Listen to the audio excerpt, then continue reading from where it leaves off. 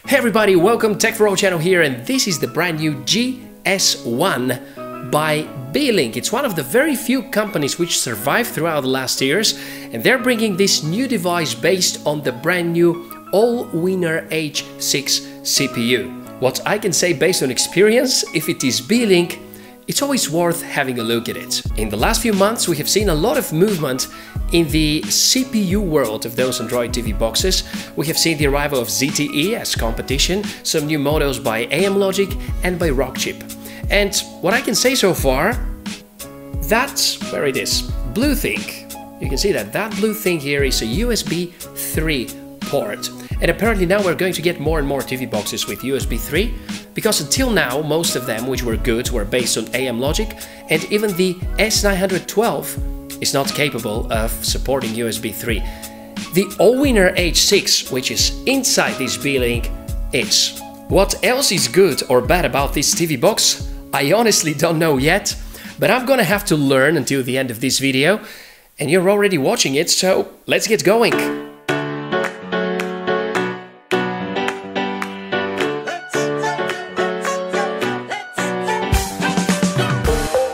Beelink is a Chinese company with already 6 years of experience in Android devices. They have always been among the best TV box manufacturers, and it is great to see a new device with promising features. Unboxing experience is above average. You probably don't shop Android media players too often, and because of that I will share that most of them come in a box with poor quality and design. And I like that one, well packed and good looking. And we can even see some packaging design engineering in place. There's the charger, finally something in EU standard. Here's an HDMI cable, quality satisfactory. Most of the web stores will charge you about $10 for a decent HDMI cable, which is 1/6 of the current price of the GS1, so I won't complain that much about the quality here. The remote looks good and conveniently has a learning mode button, so you may end up with programming the buttons to reflect another device's remote control, I mean your TV's one. Let's see now this gorgeous piece of tech. Simplistic design and good usage of materials. What you won't immediately realize is how slim that thing is. Compared to the Tanix box that I use, it is small, and compared to the Minix Neo, it looks like a mini version. I like a lot the bottom side, it is rubberized, and that means excellent grip. There's a tiny hole, and if you think that's a reset button, you would be right. The sides of the box are a fingerprint capturer, but that's fine, once installed you barely touch a TV box. And we seem to have everything that even a power user may wish for. USB ports, HDMI, LAN and SPDIF on one side, and over here we have micro SD support, and that blue color means USB 3 port. Under the hood we have the new quad-core all-winner H6, which comes as competition to the 900 series of Logic.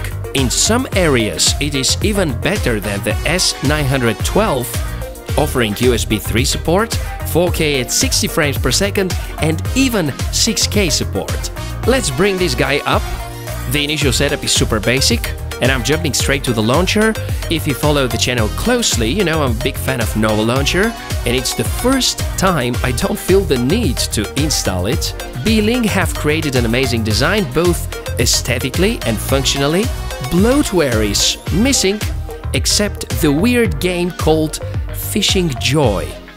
It is about bees, and you know, Beelink has to be related to bees somehow. You have the Play Store on the other side, and you may download everything you wish. That's the kind of freedom I like. Speaking of freedom, we immediately think of root, and it is part of the official ROM. So now I like the box even more. And it is the original Super SU. Be careful with installation of the Super SU app though. I managed to brick my device by putting the Super SU from the Play Store. Just leave the ROM as it is. Speaking of bricks, there is a recovery procedure to flash the ROM via USB, and you will need a male-to-male USB cable for that. A link to the official ROM and instructions you can find in the description below the video.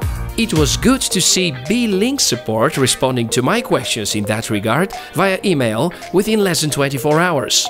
Gaming performance is lovely. I've easily added my Bluetooth gamepads and played a bit. The CPU is accompanied by the powerful Mali T720 MP2 and offers very good gaming experience without too much of heat disposal. During the time of testing and game playing and Antutu scores, the box remained relatively cool. Although I was recording the screen in full HD resolution during the whole time, there are no drops noticeable.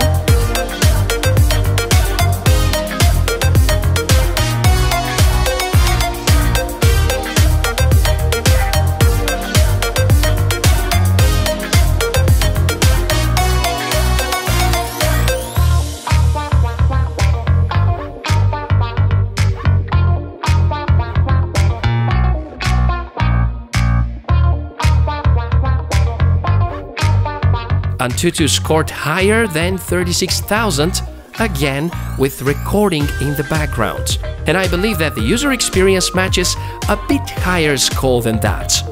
The interface is really smooth and polished, and this box is certainly already a contender for the 2017 favorite. And so, my dear Android enthusiasts, what do you think? Is the all-winner H6 better than the Amlogic S912? I will expect your opinions via the comments below. It's been a long day for me and I'll carry on playing the beach buggy racing, and you in the meanwhile hit that like button and share the video if you enjoyed it.